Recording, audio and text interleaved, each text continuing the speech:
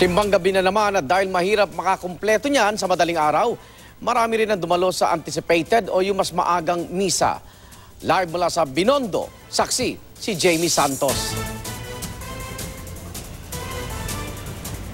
Iga, ngayon pa lang marami nang dumalo sa anticipated Simbang Gabi dito sa Binondo Church bago pa ang pagsisimula ng opisyal na 9 mornings bukas.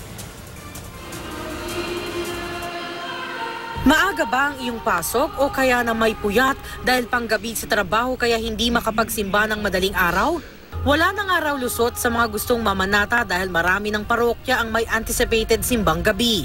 Marami nang dumalo hangad na makumpleto ang 9 na simbang gabi para matupad ang hiling.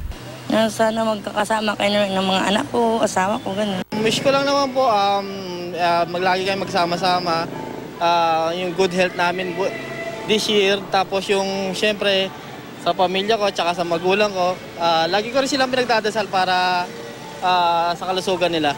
Maging sa isang simbahan sa Quezon City ay maraming nag-anticipated simbang gabi kanina. Kung tutuusin, panggabi naman talaga ito kaya nga simbang gabi. Pero inagahan at ginawang pang madaling araw noong panahon ng Kastila para madaluhan ng mga magsasaka bago sila mag-umpisa sa trabaho. Ngayon, marami na ang sa gabi na muli nagsisimba. Para magkaroon ng pagkakataon o mas maraming pagkakataon ng tao na maka-attend ng Misa de Aguinaldo, Misa de Gallo, meron din tayong simbang gabi sa gabi, simbang gabi sa madaling araw.